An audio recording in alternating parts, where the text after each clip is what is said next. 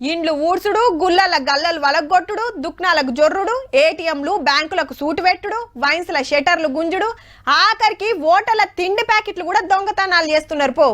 ఏటియేసి పర్తలు పడ్డదే లెక్క మరి. తొవ్వెంట పోతుంటే షైన్లు గుంజేటోళ్ళు కొందరు, జేబుల ఫోన్లు కొట్టేసేటోళ్ళు ఇంకొందరు, బయట పెట్టిన బండ్లు ఎత్తుకోబోయేటోళ్ళు ఇంకొందరు. ఇక గీళ్ళ కథ ఏందంటే మెకానిక్ దుకాణానికి రిపేర్ కొచ్చినాయి కాదుల్లో మంచిగా నడిపేటియే దొంగలు కొట్టేస్తే పోలీసులు పట్టుకొచ్చి స్టేషన్లో పెట్టిండ్రు. మైబాద్ జిల్లా చుట్టుముట్టు ఊర్లల్లా బావుల దగ్గరుండే మోటార్లకు సూటి పెట్టిండ్రు 6 పనిమంతులు. ఎవ్వలేని టైంలా బాయికాడికి పోవుడు ఎత్తుకొచ్చుడు. 4 నెలల సంధి 18 కొట్టేసిండ్రట. మరి పొలానికి నీళ్లు పెట్టాలంటే మోటార్ లేనిది నడవదాయే. అరే ఈ దొంగలకి ఏం దొరకనట్టు మా మీద పడ్డరేందని చిన్న రంది కాదు రైతులది. కొందరు స్టేషన్ల కంప్లైంట్ చేస్తే పునుకులు అడి పట్టేసిండ్రు.